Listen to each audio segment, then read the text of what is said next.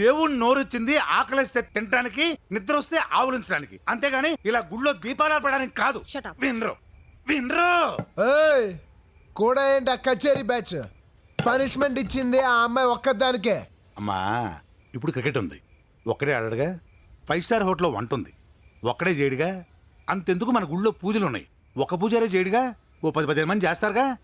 ఏమ్మా అలా చూస్తున్నావేంటమ్మా? నేను ఎత్తి నదిలో పడేస్తే కాపాడడానికి ఒకళ్ళు వస్తారా 10-15 మంది వస్తారా అని. అమ్మా నువ్వు ఒక్కదానేనంట, తొందరగా వెలిగించే వెళ్ళిపోదాం.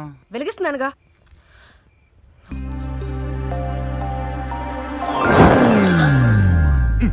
ఆరిపోయింది.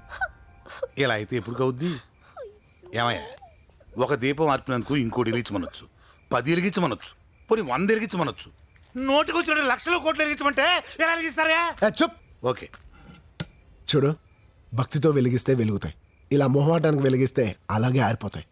భక్తితో ఎలా వెలిగిస్తారు? అగ్గిపుల్లతో వెలిగిస్తారు. ఎలాగో ఓం నమో నారాయణాయ అనే అష్టాక్షరి మంత్రం మనసులో తలుచుకుని వెలిగించు, అప్పుడు వెలుగుతాయి. ఏంటి వెలిగించడమే ఓ పనిష్మెంట్? దాని తోడు 1,00,000 సార్లు మంత్రం చదవాలా? అది ఈఎంఐ. ఈ అమ్మాయే. ఇంకేదవదు. నేను వెలిగిస్తాను, చూడు.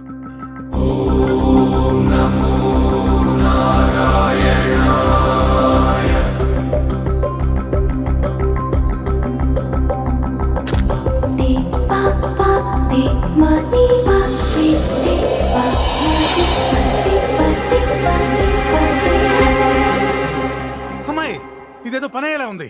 నీకు నచ్చిన నచ్చకపోయినా మంత్రం అనుకుని మొత్తం వెలిగించేయి.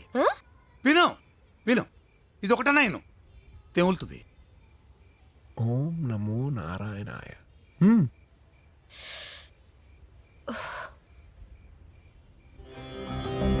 ఓ